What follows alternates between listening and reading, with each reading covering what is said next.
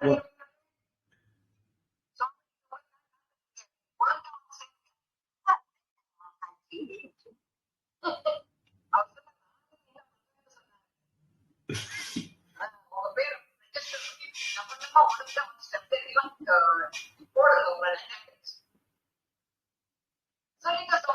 ஆஹ், போ- போன வகுப்புல போன வகுப்புல திருஞான சம்பந்த சுவாமி வாழ்க்கையில நடந்த ரொம்ப முக்கியமான ஒரு சம்பவம் பார்த்தோம். பாண்டிய மன்னனை சனாதன தர்மத்துக்கு அறியும் மற்றவங்களுக்கு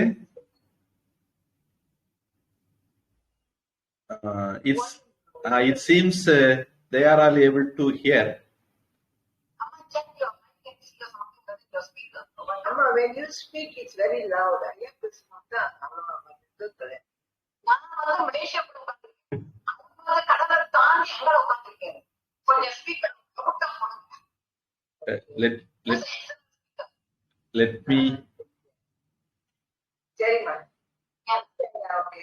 Let me check my settings also.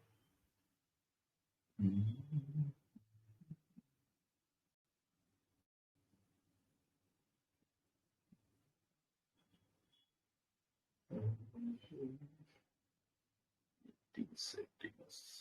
Audio.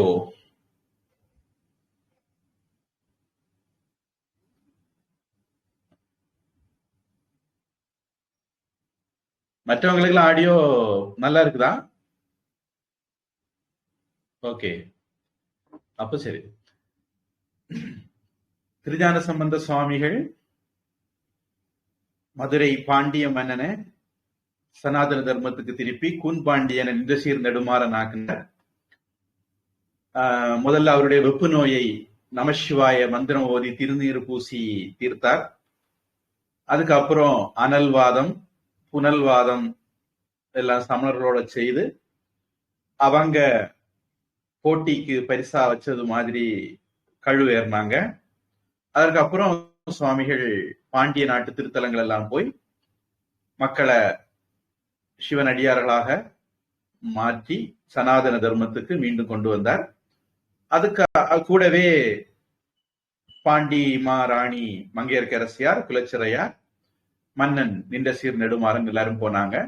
அப்புறம் அவருக்கு சோழ நாட்டு திருத்தலங்கள் எல்லாம் போகணும் அப்படின்னு ஆசை வந்தது.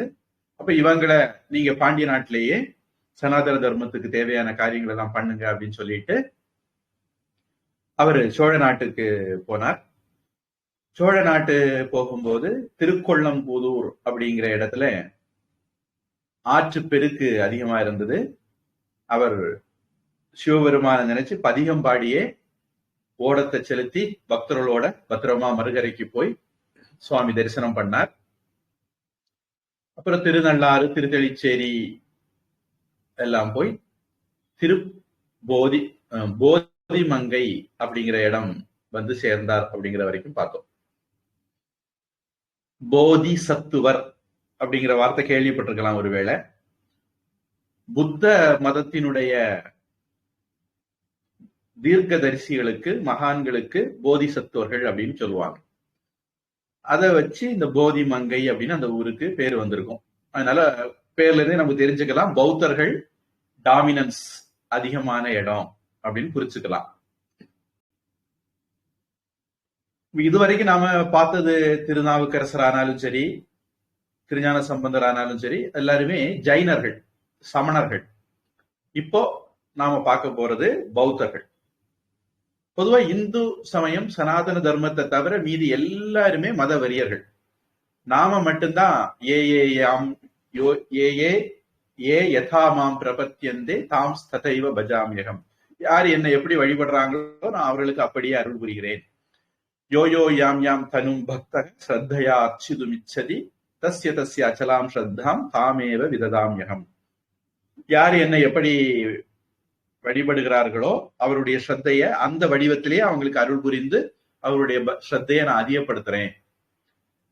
இப்படிப்பட்ட பரந்த மனப்பான்மை, எல்லாரையும் அரவணைக்கிறது, தெய்வம் ஒண்ணு, அந்த தெய்வத்தை எந்த பேரு வடிவத்துல வேணாலும் வழிபடலாம், இந்த மாதிரி கருத்துக்கள் எல்லாம் சனாதன தர்மத்துல மட்டும்தான் பார்க்க முடியும். உலகத்துல அமைதியை நிலைநாட்டக்கூடிய மதம், எல்லாரையும் அரவணைச்சு போகிற மதம், மத வேறுபாடுகளை கடந்து விளங்குற ஒரு மதம், இதெல்லாம் சனாதன தர்மம் மட்டும்தான்.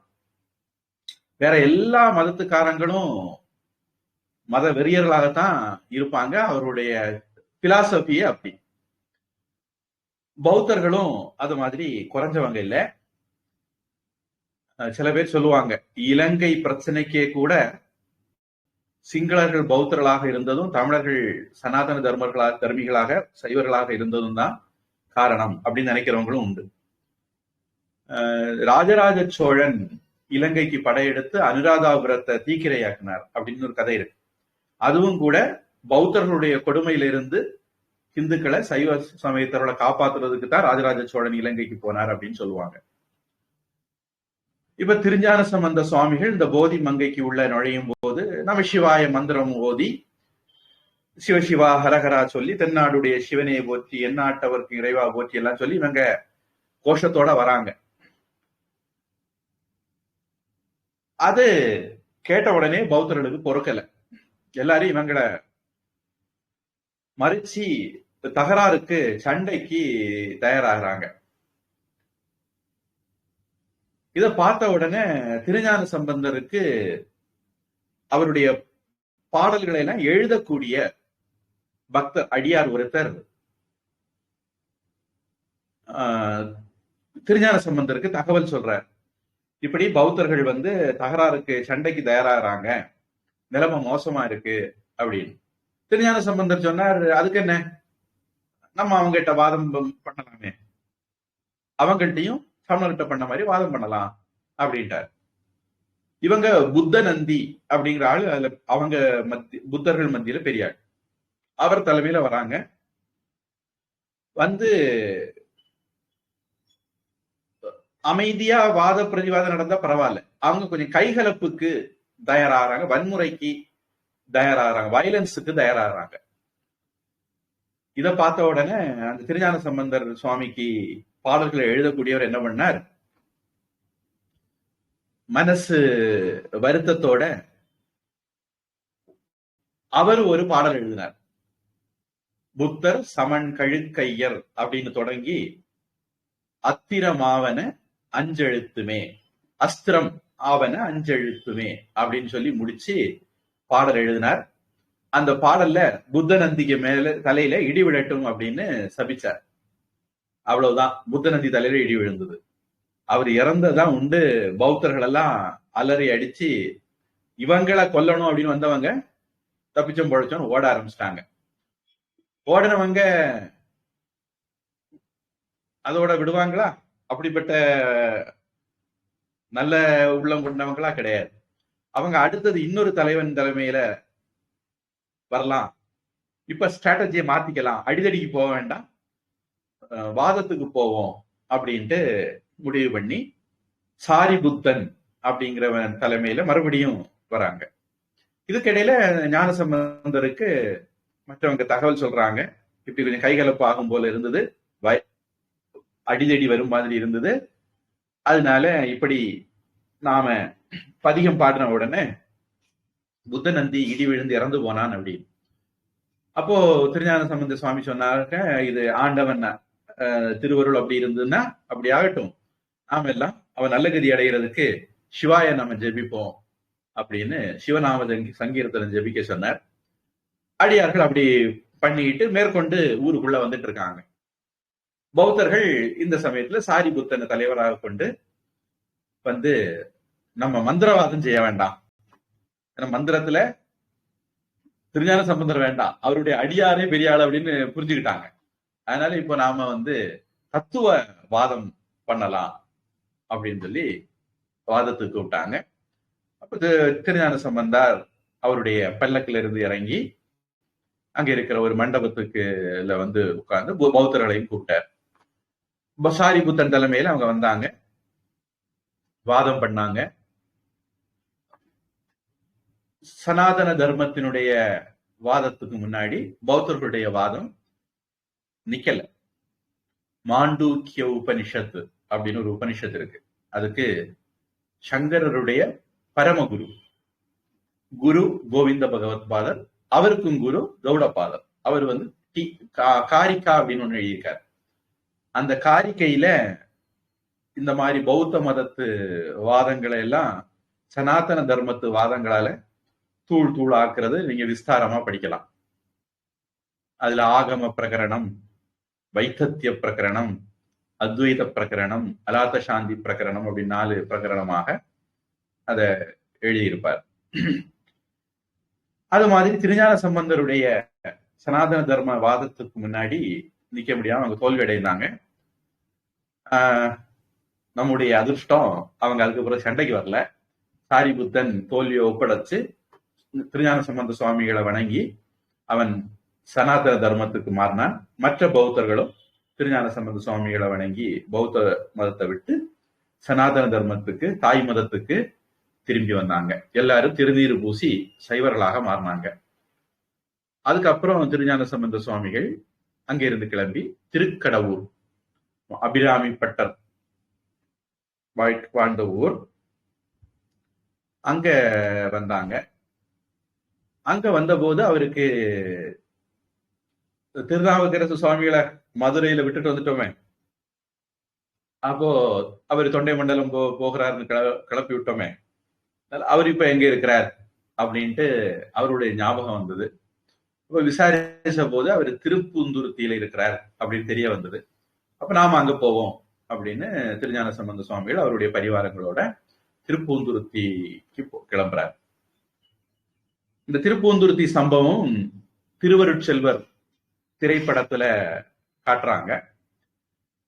அப்ப திருஞான சம்பந்த சுவாமிகள் திருப்பூந்துருத்திக்குள்ள நுழைஞ்ச உடனே திருப்பூந்துருத்தியில சாமி எங்க இருக்காரு அப்படின்னு கேட்கிறாரு. கேட்கும்போது அவருடைய பல்லக்கு கீழே இருந்து ஒரு குரல் வருது, அடியே இங்கதான் இருக்கே அப்படின்னு, உங்க பல்லக்க தூக்கிட்டு இருக்கிறேன் அப்படின்னு.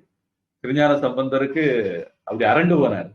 உடனே பல்லக்க நிறுத்த சொல்லி இறங்கி அப்பருடைய காலில் விழுந்து, என்ன இது, நீங்க எப்படி வயசுல பெரியவங்க, என் பல்லக்கு தூக்கலாமா அப்படின்னு. அவரு, இதை விட பெரிய புண்ணிய காரியம் எனக்கு உண்டா, உங்க பல்லக்கு தூக்கிறதை விட அப்படின்னு அவரு சொல்ல, அவரை இனிமேல் இப்படி செய்யக்கூடாது அப்படின்னு சொல்லி அவரை கூப்பிட்டுக்கிட்டு கோவில் போய் தரிசனம் பண்ணி மக்களுக்கும் தரிசனம் கொடுத்து எல்லாரையும் தாய் மதம் இருந்தவங்களுக்கு ஆசீர்வாதம் பண்ணி இல்லாதவங்களை தாய் மதத்துக்கு திருப்பி எல்லாரையும் சிவ பக்தர்களாக மாட்டினாங்க 2 பேரும்.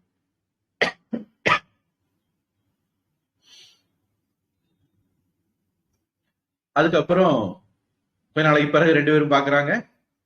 அதனால பரஸ்பரம் அவங்களுடைய அவ்வளவு நாள் நடந்த விஷயங்கள் எல்லாம் பகிர்ந்துக்கிறாங்க. திருஞான சம்பந்தர் பாண்டிய நாட்டுல நடந்த கதைகளை எல்லாம் சொல்றார். அப்பர் சுவாமிகள் தொண்டை நாட்டு யாத்திரையை பற்றி திருஞான சம்பந்தருக்கு சொல்றார். தொண்டை நாடு அப்படிங்கிறது தோராயமா சென்னை, சேலம், திருவண்ணாமலை இந்த மாதிரி பகுதிகள்.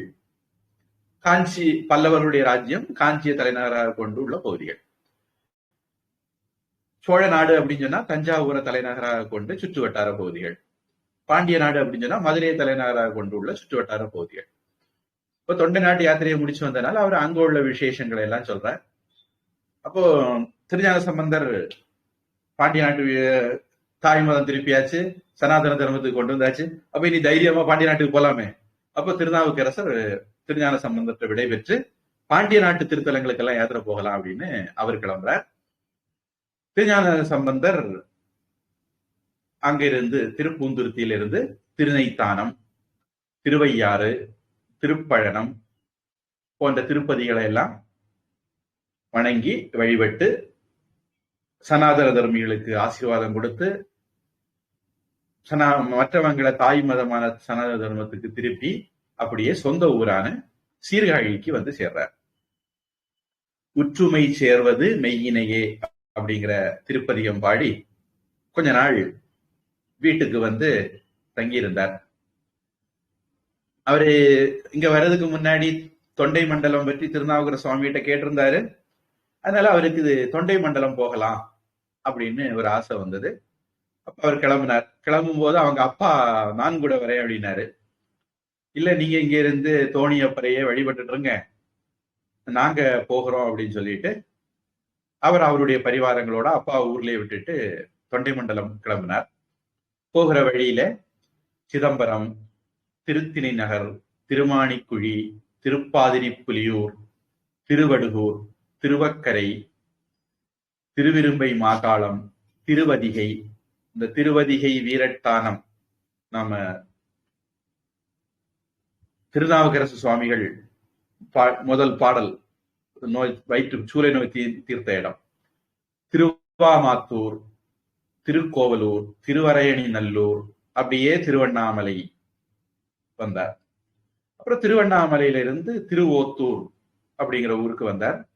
அந்த ஊர்ல ஒரு அதிசயம் அல்லது ஒரு வித்தியாசமான நிகழ்வு. அங்க ஒரு சிவனடியார் இருந்தார். அவர் சிவபெருமானுக்கு அப்படின்ட்டு பனைகள் வளர்த்துட்டு வந்தார். என்னமோ அவருடைய பனைகள் எல்லாமே ஆண் பனைகளா இருந்து காய்க்காம இருந்தது. இது கேட்கவா வேணும் மத்த மதத்துக்காரங்களுக்கு? நம்மளை கிண்டல் பண்றதுக்கு ஒரு வாய்ப்பு கிடைச்சா சந்தோஷமா வந்து கிண்டல் அடிப்பாங்க. அதுதான் அவங்களுடைய ஆன்மீகம். கஷ்டத்துல இருக்கிறவனை, துன்பப்படுறவனை கிண்டல் அடிக்கிறது, மதம் மாத்த முயற்சி பண்றது, அவனுக்கு அவனுடைய தெய்வத்துக்கு மேல வெறுப்பு வர வைக்கிறது அல்லது நம்பிக்கையை இழக்க வைக்கிறது, இந்த மாதிரி வேலைகளை செய்கிறது தான் மற்ற மதத்துக்காரங்களுக்கு தொழில். அப்ப இந்த சமணர்கள் என்ன பண்ணாங்க, நீ பெரிய சிவபக்தன் சொல்லிக்கிற, உன்னுடைய ஆண்பனைகள்லாம் காய்க்குமா, நீ பெரிய சிவபெருமான் அருளா சிவபெருமானுக்கு அருளால காய்க்காவி பார்ப்போமே அப்படின்னு அந்த தமாஷ் பண்ணிட்டு கிண்டல் பண்ணிக்கிட்டு எள்ளி நகையாடிட்டு இருந்தாங்க, பரிகசிச்சுட்டு இருந்தாங்க. இந்த சமயத்துல திருஞான சம்பந்தர் ஊருக்கு வரான்னு கேள்விப்பட்டவொன்னா அந்த பக்தர் திருஞான சம்பந்த சுவாமிகளை போய் பார்த்து இப்படியாக்கும் விஷயம் அப்படின்னு சொன்னார். திருஞான சம்பந்தர் அதை கேட்ட உடனே கோவில்ல போய் சிவபெருமான் கிட்ட பிரார்த்தனை பண்ணார். பூத்தேர்ந்தாயன அப்படின்னு தொடங்கக்கூடிய ஒரு திருப்பதியும் பாடினார்.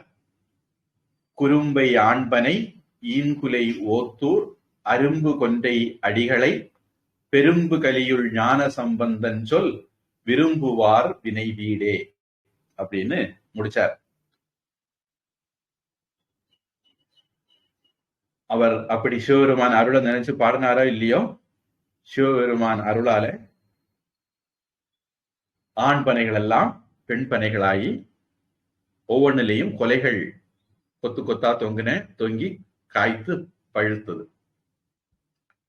பொதுவா சில மரங்கள், பப்பாளி மரம் சொல்லுவாங்க, பப்பாளினா பப்பாயா அப்படின்னு இங்கிலீஷ்ல சொல்லுவீங்கன்னு நினைக்கிறேன், அதுலயும் ஆண் பெண் அந்த மாதிரி தனித்தனியா இருக்கும். பனை மரத்திலையும், பனை மரம்னா பாம் ட்ரீ, அதுலயும் அந்த மாதிரி உண்டு. இப்படி ஞான சம்பந்தர் சிவன் அருளால அந்த அடியாருடைய துயரத்தை நீக்கி கொடுத்தார் அப்படிங்கிற அற்புதம் அங்க நடந்தது.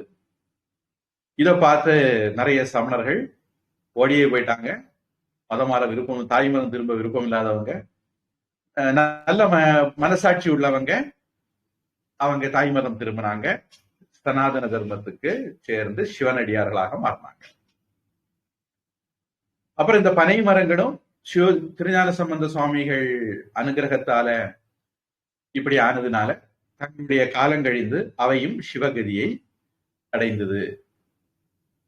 அப்புறம் திருஞான சம்பந்த சுவாமிகள் திருவோத்தூர்ல இருந்து கிளம்பி திருமாகரல், குரங்கனின் முட்டம், திருவேகம்பம், திருவேகம்ப மாலைன்னு இந்த சுவாமியை பத்தி பட்டினத்தார் பாடல்கள் பாடியிருக்கார்.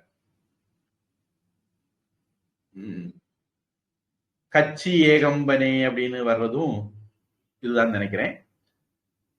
அப்புறம் திருக்கச்சினரி, காரைக்காடு, திரு அநேகாதங்காவதம், திருக்கச்சி மேற்றளி, திருமார்பேறு, திருவல்லம், திருவிலம்பயங்கோட்டூர், திருவிற்கோலம், திருவூரல், இந்த மாதிரி போகிற வழியில திருத்தப்பதிகளை தொழுது வணங்கி மக்களுக்கு ஆசீர்வாதம் பண்ணி தாய்மதம் திருப்பி அப்படியே திருவாலங்காட்டுக்கு பக்கத்துல வர்றார்.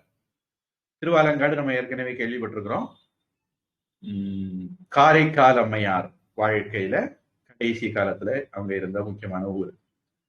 கைலாசத்துல இருந்து திருவாலங்காட்டுக்கு தான் வந்தாங்க. அங்க இது காரைக்கால் அம்மையார் தன்னுடைய தலையால நடந்த பேரு பெற்ற ஸ்தலம். அங்க நம்முடைய பாதம் படக்கூடாது அப்படின்னு நினைச்ச திருஞான சம்பந்த சுவாமி என்ன பண்ணாரு, திருவாலங்காட்டுக்கு போகாம பக்கத்து ஊர்லயே தங்கிட்டார். அன்னைக்கு ராத்திரி சிவபெருமான் திருஞான சம்பந்தர் கனவுல வந்து என்ன மட்டும் பாடாம போறிய அப்படின்னு கேட்டார். அப்படி தூக்கத்துல வந்து சிவபெருமான் ஞாபகப்படுத்துறதுனால திருஞான சம்பந்தர் உறக்கத்துல இருந்து எழும்பி துஞ்ச வருவாரும், துஞ்சுதல்னா தூங்குதல், உறங்குதல், துஞ்ச வருவாரும் அப்படின்னு தொடங்கி ஒரு திருப்பதிகம் பாடினார். அதுல பழைய நூறார் உறுதிமொழி காத்த கதைய சொன்னார். அப்புறம் அடுத்த நாள் பொழுது விடிந்த உடனே பக்தர்கள் எல்லாம் அவரை பார்க்க வந்தவங்கிட்ட, அவர் இப்படி நான் அங்க ஊருக்கு போகல, காரைக்கால் அம்மையார் மேல உள்ள மரியாதையினால சிவபெருமான் வந்து இப்படி கேட்டார், அதனால நான் இப்படி பதியம் பாடினேன் அப்படிங்கிற அந்த அற்புதத்தை அவரோட பகிர்ந்துகிட்டார். அதுக்கப்புறம் அங்கிருந்து கிளம்பி திருப்பாசூர், திருவெண்பாக்கம், திருக்காரிக்கரை அப்படிங்கிற, அதாவது வடக்கு பார்த்து போறார். திருக்காலத்தி போய் சேர்றார். நம்ம ஏற்கனவே கண்ணப்ப நாயனார் வாழ்க்கையில திருக்காலத்திய பார்த்தோம். திருக்காலத்தியில் உள்ள அன்பர்கள் எல்லாம் திருஞான சம்பந்தரை எதிர்கொண்டு வரவேற்றார். திருக்காலத்தி மலை எது அப்படின்னு கேட்க அவங்க திருக்காலத்தி மலைய காட்டி கொடுத்தாங்க. காலன் அப்படிங்கிற பாம்பும், அஸ்தினா யானை, நம்ம சமஸ்கிருதத்துல படிச்சிருப்பீங்க, ரெண்டும் வழிபட்டதுனால அந்த மலைக்கு, அந்த சிவபெருமானுக்கு திருக்காலத்தி நாதர், காளஹஸ்தி அப்படின்னு சரியா சொன்னா, தமிழ்ல அதை காலத்தீன்னு ஆக்கிடுவாங்க. முழு சரியான பேரு காளஹஸ்தி. காலங்கிற பாம்பும் ஹஸ்திங்கிற யானையும் வழிபட்ட தலம் அது. திருஞான சம்பந்தர் வானவர்கள் தானவர்கள் அப்படின்னு தொடங்குற பதிகம் பாடி அதுல திரு கண்ணப்ப நாயனாருடைய திருத்தொண்டை சிறப்பிச்சு குறிப்பிட்டு பாடினார். வேயனைய தோளுமை ஓர் பாகம் அது பாகவிட ஏறி சடைமேல் தூயமதி சூடி சுடுகாடில் நடமாடி மலை தன்னை வினவில் வாய் கலசமாக. அவருடைய வாய் தான் கலசம். தண்ணி கும்பாபிஷேகம் வாயில தண்ணி வச்சுக்கிட்டு போய் அபிஷேகம் பண்ணுவார். அதனால வாய் கலசமாக வழிபாடு செய்யும் வேடன் மலராகும் நயனம். அவனுடைய மலர் போன்ற கண்ணை காய் கணையினால் இடந்து அம்பு கொண்டு எடுத்து ஈசன் அடிக்கூடு காலத்தி மலையே, சிவபெருமானுக்கு வச்ச கண்ணப்பரை நினைந்து பதியம் பாடினார்.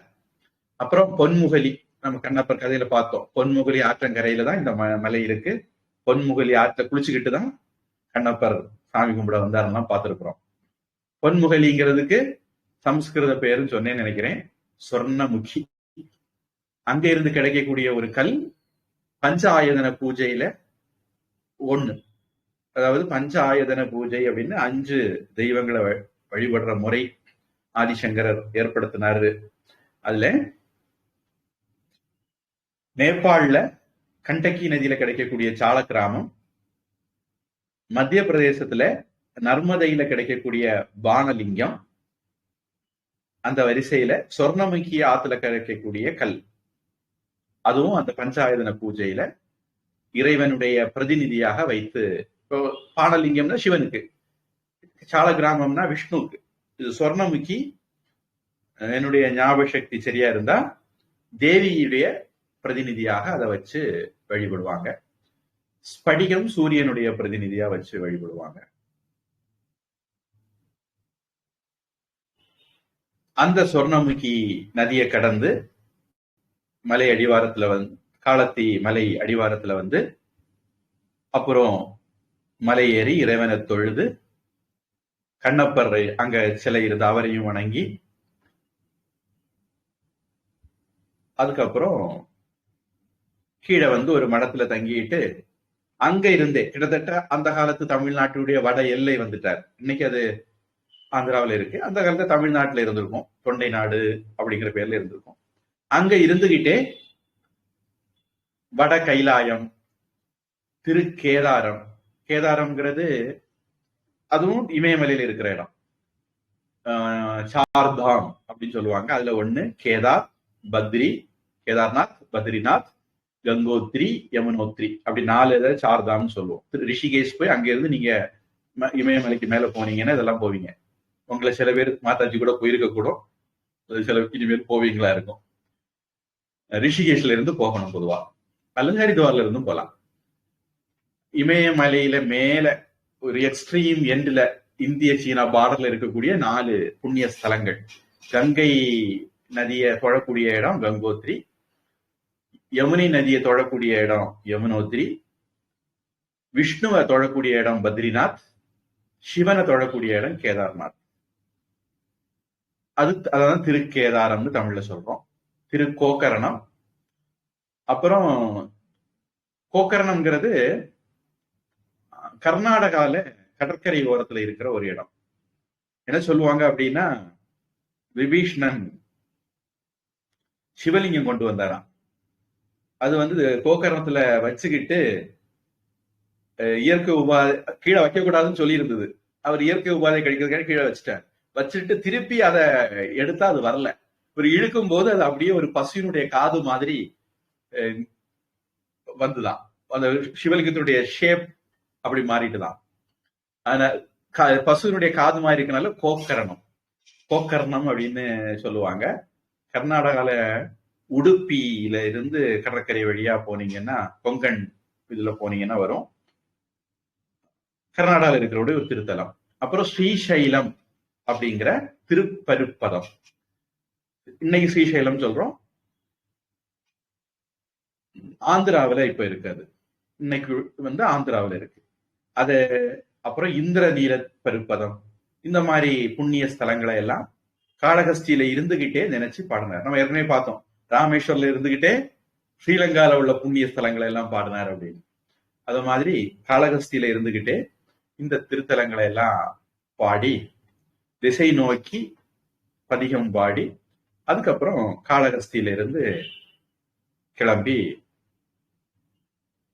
திருவேற்காடு, இது இன்னைக்கு சென்னையில மேற்கு பகுதியில இருக்கிற, மேற்கு சென்னையில இருக்கிற ஒரு தேவி தலம். ரொம்ப தேவிக்கு ரொம்ப பிரபலம். மக்கள் இன்னைக்கு தேவியினுடைய இடமா நினைக்கிறாங்க. திருவேற்காடு மாரியம்மன் அப்படின்னு நீங்க ஒருவேளை கேள்விப்பட்டிருக்கலாம். அந்த திருவேற்காடு, திருவலிதாயம், அப்படி திருப்பதிகள் எல்லாம் தொழுது திருவொற்றியூர், இதுவும் இன்னைக்கு சென்னையில இருக்குது. சென்னை மாநகராட்சிங்கிறதுனால நிறைய ஊர்களை கபலீகரம் பண்ணி அந்த ஊர் வச்சிருக்குது. அந்த சென்னைக்குள்ள இருக்கு. திருவொற்றியூர் எனக்கு ஞாபக சக்தி சரியா இருந்தா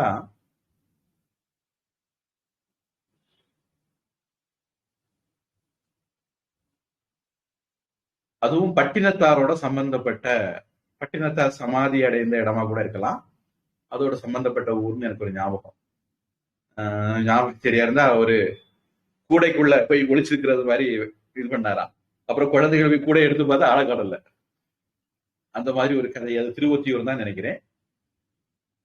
சாதிசங்கரர் வாழ்க்கையிலையும் இந்த திருவொற்றியூர் வருதுன்னு நினைக்கிறேன். அங்க போய் பகவான தொழுதார். விடையவன் விண்ணும் மண்ணும் தொழ நின்றவன் வெண்மழு படையவன், பாய்புலி தோல் உடை கோவணம் பல்கரந்தை சடையவன், சர்மவேதன் சசி தாங்கிய சங்கவெண் தோடுடையவன், ஊனமில்லி உரையும் இடம் ஒற்றியூரே அப்படின்னு பதிகம் பாடி அங்க சிவபெருமான தொழுது இவர் இருக்கும்போது, மயிலாப்பூர்ல ஒரு சம்பவம் நடந்துட்டு இருக்கு. திருஞான சம்பந்தர் இங்க விட்டுக்கிட்டு நம்ம மயிலாப்பூர்ல என்ன நடந்துட்டு இருந்ததுன்னு பார்ப்போம். மயிலாப்பூர் அப்படிங்கிறது இன்னைக்கு சென்னையில் இருக்கக்கூடிய ஒரு முக்கியமான ஊர். இன்னைக்கு இருக்கிற மயிலாப்பூர்ல கபாலீஸ்வரர் கோயில் இருக்கு. அது பக்கத்துல ராமகிருஷ்ண மடம் இருக்கு. சென்னை ராமகிருஷ்ண மடம் மயிலாப்பூர் கபாலீஸ்வர் கோவில் பக்கத்துல தான் இருக்கு. ஆனா இன்னைக்கு இருக்கிற கோவில்லாம் உண்மையான கோவிலா அப்படிங்கிறது சந்தேகத்துக்குரியது. ஏன்னா திருஞான சம்பந்தர் பாடலை வச்சு பார்க்கும்போது கடற்கரையில மயிலாப்பூர் கோவில் இருந்திருக்கு. இன்னைக்கு அத கிறிஸ்தவ மத வெறியர்கள் ஆக்கிரமிச்சு அந்த கோவில Thomas church, saint Thomas mount, Santhome church அப்படிங்கிற மாதிரி மாத்திட்டாங்க. வரலாற்று பூர்வமா பார்க்கும்போது சாந்தோம் சர்ச் அப்படிங்கிறது மயிலாப்பூர் கோவிலாக முன்காலத்துல இருந்தது அப்படின்னு தெரிய வருது. அது மாதிரி பரங்கி மலைன்னு ஒண்ணு வச்சிருக்காங்க. பிரிங்கி மலை அப்படிங்கிறத பரங்கி மலைன்னு மாத்திட்டாங்க. இந்த மாதிரி கிறிஸ்தவர்களும் நிறைய அநியாயம் பண்ணியிருக்காங்க. நம்முடைய மத வழிபாட்டு தலங்களை பறிக்கிறதுல அவங்களுக்கும் பங்குண்டு. முஸ்லீம்களுக்கு சளைச்சவங்க கிடையாது. அப்போ இந்த மயிலாப்பூர்ல சிவனேசர் அப்படின்னு ஒரு வணிகர் இருந்தார். அவர் கப்பல் ஓட்டி நம்ம காரைக்கால் அம்மையார் வீட்டுக்காரர் மாதிரி கப்பல் வணிகம் செய்து பொருள் ஈட்டக்கூடியவர். அதனால ஏராளமான செல்வம் இருந்தது. பெரிய செல்வந்தரா இருந்தார். அவருக்கு கொஞ்ச நாள் புத்திர பெயர் இல்லாம இருந்தது.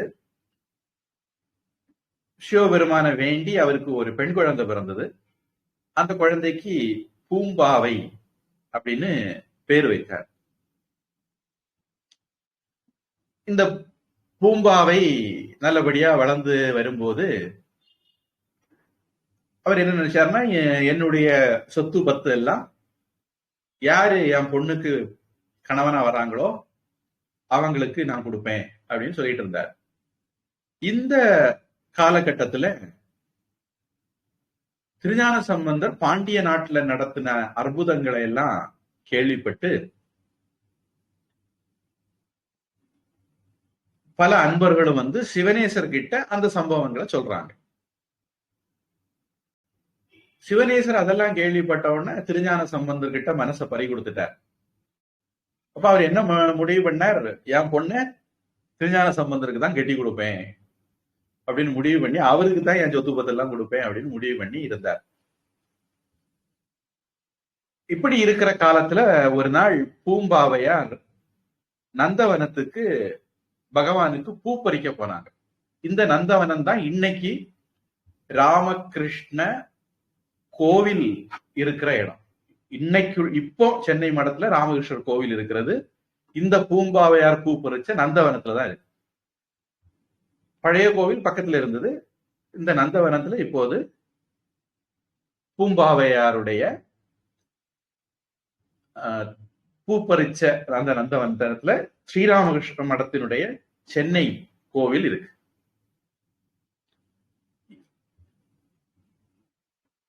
அந்த அம்மா நந்தவனத்துல பூ பறிக்க போகும்போது அந்த தோட்டத்துல இருந்து ஒரு மல்லிகை பந்தல்ல இருந்த ஒரு பாம்பு அந்த அம்மாவை கடிச்சிட்டது. விஷம் தாக்கி அவங்க மயங்கிட்டாங்க. மணி, மந்திரம், ஔஷதி எல்லாம் முயற்சி பண்ணாங்க, காப்பாற்ற முடியல. சிவனேசர் என்னுடைய மகளை காப்பாத்துறவங்களுக்கு எவ்வளவு பணம் வேணாலும் தரேன் அப்படின்னு அறிவிச்சார். ராஜ வைத்தியர்கள், மந்திரவாதிகள் யாரோ வந்து 3 நாள் முயற்சி பண்ணாங்க. யாராலையும் அந்த அம்மாவை காப்பாற்ற முடியல. சிவனேசர் சொன்னாரு, நான் என் மகளை திருஞான சம்பந்தருக்குன்னு முடிவு பண்ணிட்டேன், அப்புறம் நான் எதுக்கு வருத்தப்படுறேன் அப்படின்னு சொல்லி அந்த அம்மா இறந்து போன உடம்ப எரிச்சு அந்த எலும்பு சாம்பலை எல்லாம் பத்திரப்படுத்தினார். ஒரு குடத்துல போட்டு பத்திரப்படுத்தி அதுக்கு பொண்ணு, மணி, முத்து, துயில் எல்லாம் போட்டு அலங்காரிச்சு கன்னி மாடத்துல வச்சு பூஜை, சந்தனமா விளக்கு எல்லாம் வச்சு பூஜை பண்ணிட்டு இருந்தார். இது ஒரு பக்கம் நடந்துட்டு இருக்கக்கூடிய நேரத்துலதான் திருஞான சம்பந்தர் தொண்டை நாட்டு யாத்திரையை பண்ணிட்டு இருக்கார். அப்படியே அவரு திருவொற்றியூர் வந்து சேர்ந்தார். இந்த தகவல் சிவனேச செல்வருக்கு காதுக்கு வருது. இப்போ சிவனேச செல்வர் என்ன பண்ணார், மயிலாப்பூர்ல இருந்து திருவொற்றியூருக்கு பந்தல் போடுறார். திருஞான சம்பந்தர் வெயில் படாம மழை படாம வர்றதுக்கு பந்தல் போட்டு, இவரு மயிலாப்பூர்ல இருந்து கிளம்பி திருஞான சம்பந்தரை பாக்குறதுக்கு திருவொற்றியூருக்கு வரார். இந்த சந்தர்ப்பத்தில் திருஞான சம்பந்தருக்கு எதுவும் தெரியாது. அவர் திருவொற்றியூர்ல இருந்து கிளம்பி மயிலாப்பூர் பார்த்து வரார். சந்திக்கிறாங்க.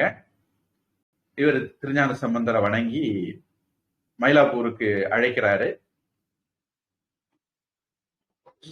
திருஞான சம்பந்த சுவாமி மயிலாப்பூர் வந்து கபாலீஸ்வரர் கோவில்ல பகவானை தொழுது வெளியே வரார். இதுக்கு இடையில மற்ற பக்தர்கள் இப்படியாக்க சிவனேச செல்வர் வரலாற சொல்றாங்க. அவரு பூம்பாவையினுடைய சாம்பலை பத்திரப்படுத்தி வச்சிருக்கிற கதையெல்லாம் சொல்றாங்க. திருஞான சம்பந்தர் சிவனேசரை பார்த்து சொல்றார், அந்த அஸ்தி வச்சிருக்கிற குடத்தை கொண்டு வாங்க அப்படின்னு. அத கோபுரத்துக்கு கோவில் முன்னாடி வச்சு அந்த ஊர்க்காரங்க, சமணர்கள், மற்ற மதத்துக்காரங்க, பௌத்தர்கள் எல்லாம் சூழ நிக்க சிவபெருமான நினைச்சு மட்டிட்ட புன்னை அப்படின்னு தொடங்குற ஒரு பதிகத்தை பாடினார். போதியோ பூம்பாவாய் அப்படின்னு முடிக்கிறபடியாக பாடினார். திருஞான சம்பந்தர், நாம் ஏற்கனவே சொன்னேன், மதுரை பாண்டிய நாட்டுக்காக சொல்லுவோம். திருஞான சம்பந்தர் 2 மண்ணுலக பெண்களை அவருடைய பதிகத்துல பாடியிருக்கார். ஒண்ணு மங்கையர்க்கரசியார், பாண்டிய நாட்டு ராஜாவுடைய மனைவி. 2வது இந்த பூம்பாவை. மட்டிட்ட புன்னையங் கானல் மடமயிலை கட்டிட்டம் கொண்டான் கபாலீச்சரம் அமர்ந்தான் ஒட்டிட்ட பண்பின் உருத்திரப்பல் கணத்தார்க்கு அட்டிட்டல் காணாதே போதியோ பூம்பாவாய். அதாவது பூம்பாவாய், நீ வந்து சிவன் அடியார்களுக்கு எல்லாம் சேவை பண்ணாம போலாமா அப்படிங்கிற அர்த்தம் வரும்படியாக பாடல்கள் பாடுறார். இவர் இப்படியே பாட பாட உள்ளுக்குள்ள அந்த சாம்பல் உருவமாக மாறும். எப்படி அம்மா வயிற்றுல குழந்தை உருவமாக மாறுமோ, ஒவ்வொரு அங்கமாக உருவாகுமோ, அது மாதிரி அந்த பானைக்குள்ளேயே பூம்பாவுடைய உருவம் உருவாகும். 8வது பாடல் பாடும்போது, உரிஞ்சாய வாழ்க்கை அப்படிங்கிற 8வது பாடல் பாடும்போது அந்த குடம் உடைஞ்சி 12 வயசு பொண்ணாக பூம்பாவை வெளியில வந்தாங்க. அப்புறம் தொடர்ந்து பதிகம் இல்லையா, 10 பாட்டும் பாட அந்த அம்மா பூரணமாக வளர்ச்சி அடைஞ்சு பேரழகோட நின்னாங்க. அவர் திருக்கடை காப்பையும் பாடி பதியத்தை நிறைவு செய்தார். சிவன் அடியார்கள் எல்லாம் கேட்கவா வேணும். அதாவது இறந்து போனவங்களை உடனுக்குடன் உயிர்ப்பிச்சவங்களை பார்த்திருப்போம். சாம்பல்ல இருந்து ஒரு உயிரை கொண்டு வந்த அற்புதத்தை திருஞான சம்பந்த சுவாமி சிவனரால நிறைவேற்றி காட்டினார் மயிலாப்பூர்ல. எல்லாருக்கும் ஒரே சந்தோஷம். சிவன் அருளை எல்லாரும் பார்த்தாங்க. சமணர்கள் கூட அசந்து போனாங்க. அவர்களையும் தாய் மதம் திரும்பி சிவன் அடியார்களாக மாறினாங்க. சிவனேசர் திருஞான சம்பந்த சுவாமிகளை வணங்கி நிக்க, திருஞான சம்பந்தர், இருந்தாங்க உங்க மகா, நீங்க வீட்டுக்கு கூட்டிட்டு போங்க அப்படின்னாரு. சிவனேசர் சொன்னார், இல்ல, நான் என் மகளை உங்களுக்கு கல்யாணம் பண்றதுக்கு தான் வளர்த்து வந்தேன், அதனால நீங்க அவளை கல்யாணம் பண்ணி அனுகிரகம் பண்ணணும் அப்படின்னு. திருஞான சம்பந்தர் சொன்னார், அது திருஞான சம்பந்தருக்கு வந்து உலகியல் வாழ்க்கையில ஈடுபாடு கிடையாது. அவர் இறைவனுக்காக வேண்டி பிறந்தார், இறைவனுக்காக வேண்டி வாழ விரும்பி இருந்தார். அதனால அவர் சொன்னாரு, அது இது இப்போ வந்து நான் அவளுக்கு உயிர் கொடுத்திருக்கிறேன் இறைவன் அருளால, அதனால அவ ஏன் மக மாதிரி, அதனால நீங்க வந்து மகளை வீட்டுக்கு கூட்டிட்டு போய் நல்லபடியா வாழ வைங்க, நான் அவளை கல்யாணம் பண்ண முடியாது அப்படின்னு சொல்லிட்டார். அப்ப சிவனேசர் மனசுல ஒண்ணு முடிவு பண்ணிட்டார். அதனால இனிமேல் திருஞான சம்பந்தருக்குன்னு ஒதுக்கின மகளை இனி வேற யாருக்கும் கல்யாணம் பண்ண வேண்டாம்னு சொல்லி அவளை கன்னி மாடத்துல அவளை வாழ வச்சார். கன்னி மாடம்ங்கிறது உங்களுக்கு புரியுற பாஷையில சொல்றதா இருந்தா நன்னறி நன் அப்படின்னு கிறிஸ்டியானிட்ட ஒரு இது உண்டு. இத மாதிரி நம்ம மதத்திலயும் இருந்தது. திலகவதியார் போய் இருந்தாருன்னு பாக்குறோம். அப்படி பல பேர் வாழ்க்கையில பாக்குறோம். கோவில்கள்ல திருமணம் ஆகாமல் வாழ விரும்புகிற பெண்கள் வாழறதுக்கான அந்த ஏற்பாட்டுக்கு கன்னி மாடம்னு பேர். அதனால சிவனேச செல்வரும் பூம்பாவைய கன்னி மாடத்துல வாழ்றதுக்கு ஏற்பாடு பண்ணார்.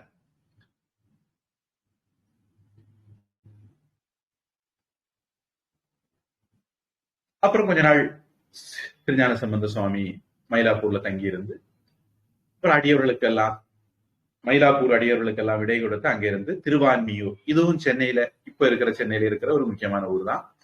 கடற்கரை பகுதியில் இருக்கிற ஊர் திருவான்மியூர். அங்க இருந்து திருப்புறவார், பனங்காட்டூர், அப்படியே இது வரைக்கும் வடக்கு பார்த்து போயிட்டு இருந்தாங்க. அப்புறம் காலத்திலிருந்து கிழக்கு பார்த்து வந்தாங்க.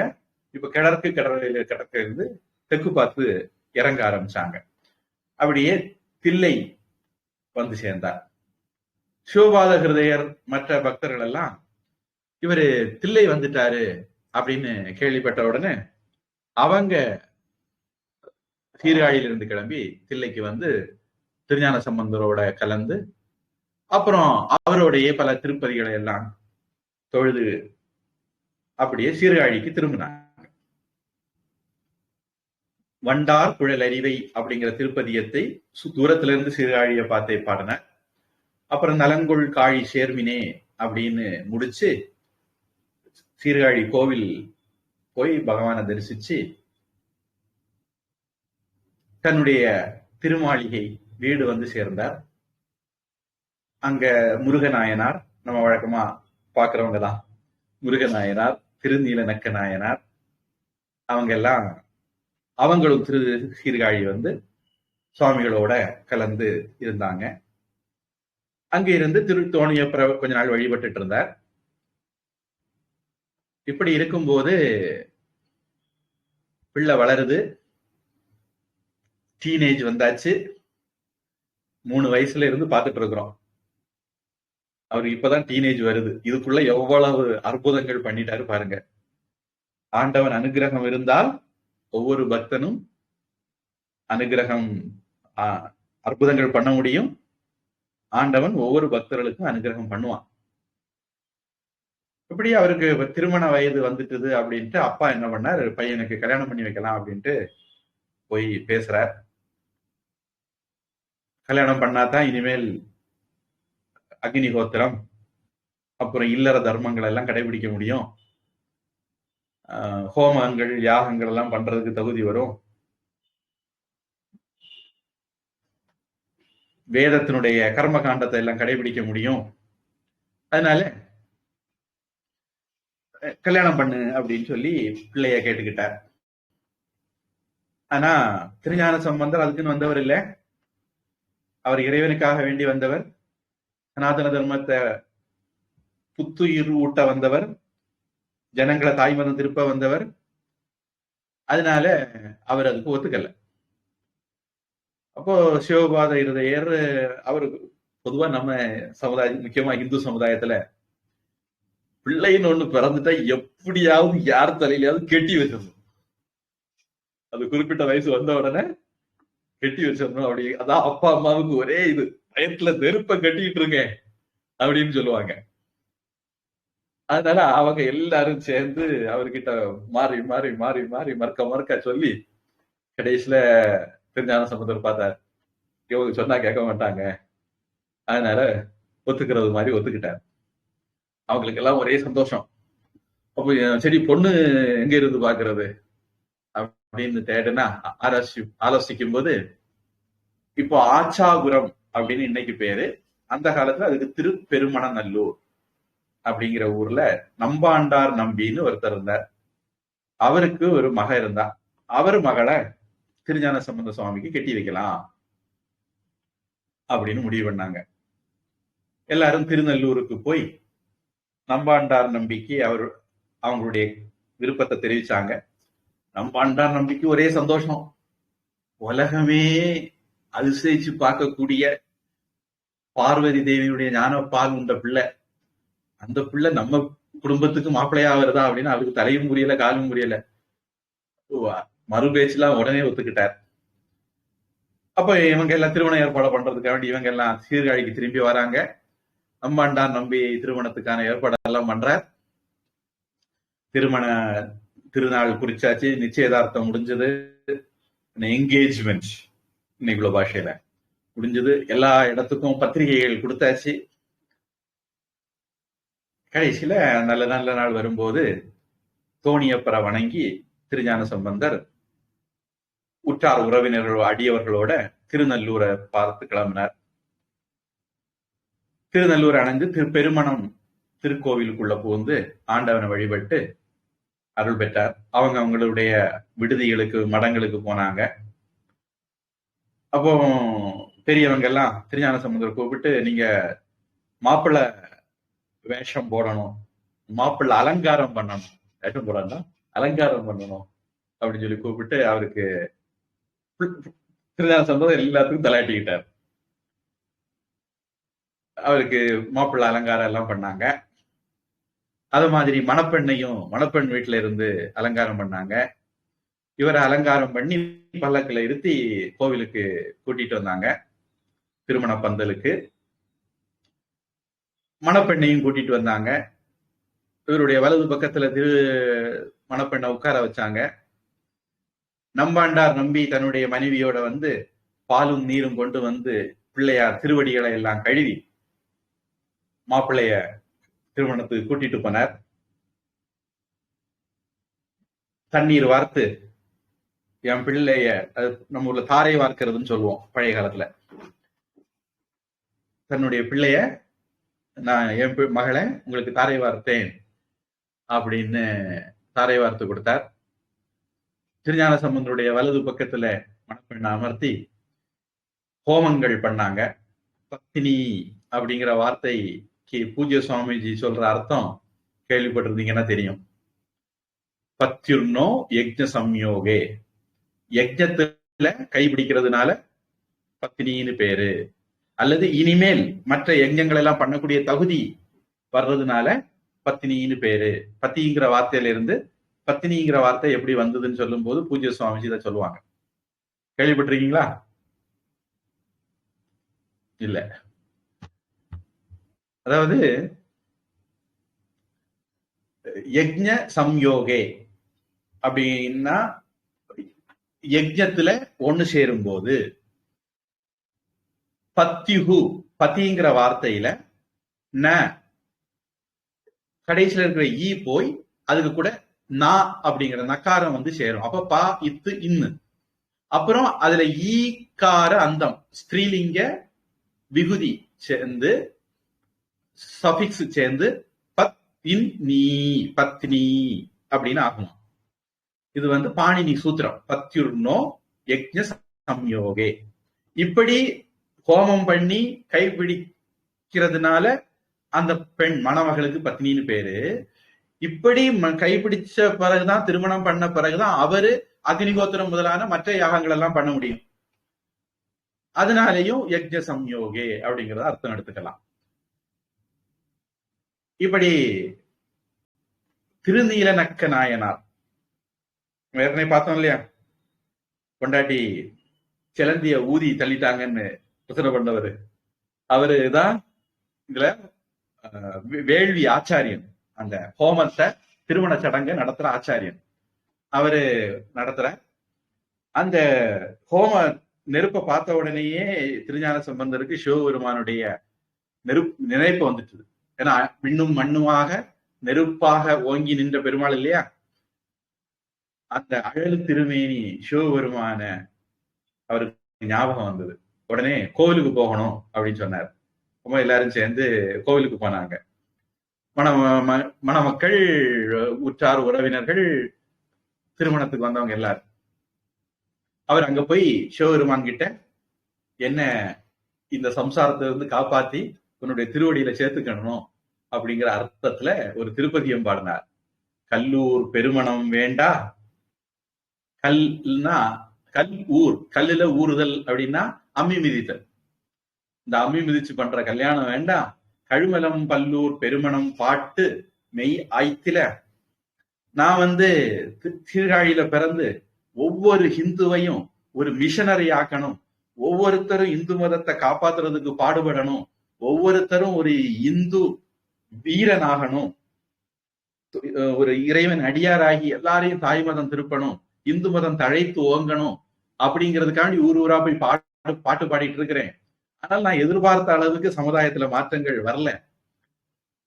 கழுமலம் பல்லூர், கழுமலம் தொடங்கி பல ஊருக்கு போய் பெருமணம் பாட்டு, மனம் பரப்பக்கூடிய பாடல்கள் எல்லாம் பாடுறேன் மெய் ஆய்த்தில. ஆனாலும் எல்லாரையும் என்னால சைவ சனாதன தர்மத்துக்கு கொண்டு வர முடியல.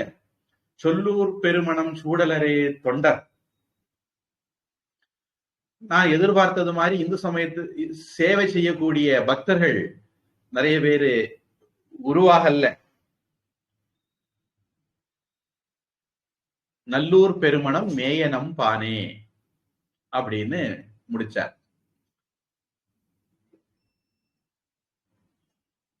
இது இந்த பதிகம் தொடங்கி பதிகம் பாடினார். இதை கேட்ட உடனே சிவபெருமான் கேட்கவா வேணும், குழந்தை அழுதா? குழந்தை அழுகுது, உட்வேர்ட் ஸ்கிரைப் வாட்டர் கொடுக்க சொல்லுங்க. சின்ன பிள்ளையிலேயே இந்த குழந்தை அழுத போது வந்தவர் இவ்வளவு பெரிய குழந்தை அழுவது வராம இருப்பாரா? உடனே சிவபெருமான் அசரீரியா நீயும் உன்னுடைய மனைவியும் திருமணம் காண வந்த மக்களும் இப்போ இந்த ஜோதியில ஐக்கியமாயுங்கன்னு சொல்லி அந்த கோவில் முழுமையுமே ஒரு ஜோதி மயமாக மாறிச்சது. அதுல ஒரு வாசலும் வந்தது. எல்லாரும் திருஞான சம்பந்தர் உடனே காதலாகி கசிந்து கண்ணீர் மல்கி ஓதுவார் தமை நன்னறி குவிப்பது வேதம் நான்கினும் மெய்ப்பொருளாவது நாதன் நாமம் நமசிவாயவே அப்படின்னு பஞ்சாக்கர திருப்பதியத்தை பாடி எல்லாருடைய காதலையும் அந்த பதியம் விழுந்தது. எல்லாரையும் இந்த ஜோதிக்குள்ள வாங்க, எல்லாரும் வாங்க வாங்க அப்படின்னு கூப்பிட்டுட்டு அவரு அந்த ஜோதிக்குள்ள பூந்தார். கேட்கவா வேணும், திருநீலநக்க நாயனார், முருக நாயனார், சிவபாத இருதயர், நம்பாண்டார் நம்பி, திரு நீலகண்ட யாழ்ப்பாணர், இப்படி யாரு யாரு இருந்தாங்களோ எல்லாரும் குடும்பத்தோட உற்றார் உறவினர்களோட அந்த ஜோதியில ஐக்கியமானாங்க. எல்லாரும் அப்படி ஐக்கியமான உடனே அந்த ஜோதி மறைந்தது. கோவில் பழையபடி இயல்பாக ஒலி காட்சி அடிச்சு. பிறகு இதை கேள்விப்பட்டாங்க, அடடா கோட்டை விட்டுட்டோமே, நம்மளும் இறைவனுடைய ஜோதியில ஐக்கியமாயிருக்கலாமேன்னு ஏங்கும்படியாக அந்த சம்பவம் நடந்தது. இப்படியாக திருஞான சம்பந்த சுவாமி சிவ ஜோதியில திருமணம் காண வந்த எல்லோரோடையும் சேர்ந்து ஐக்கியமானார்.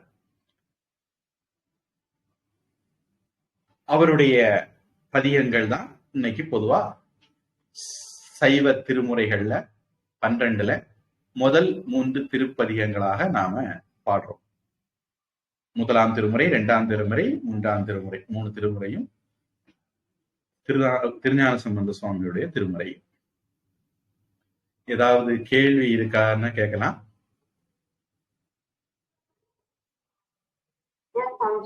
யா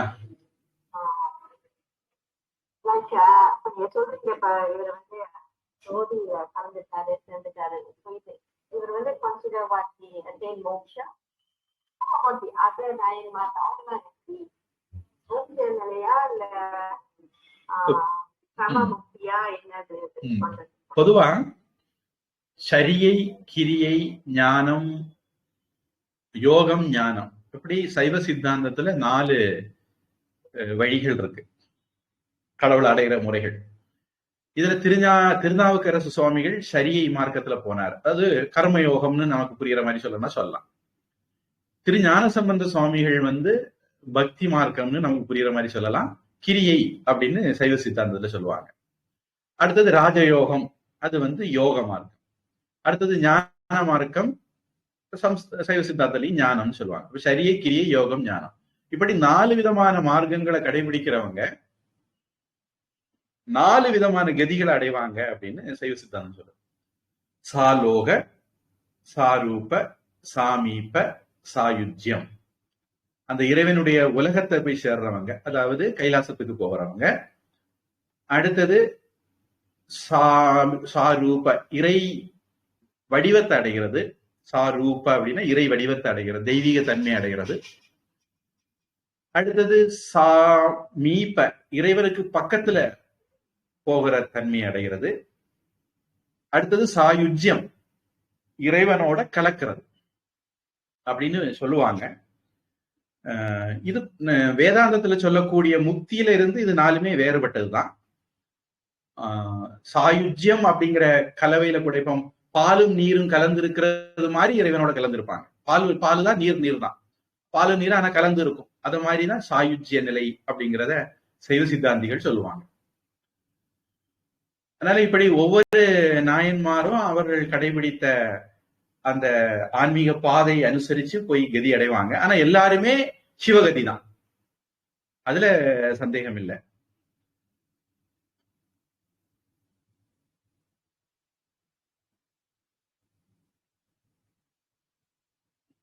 Thank you, sir. நன்றி. ஹரி ஓம். வேற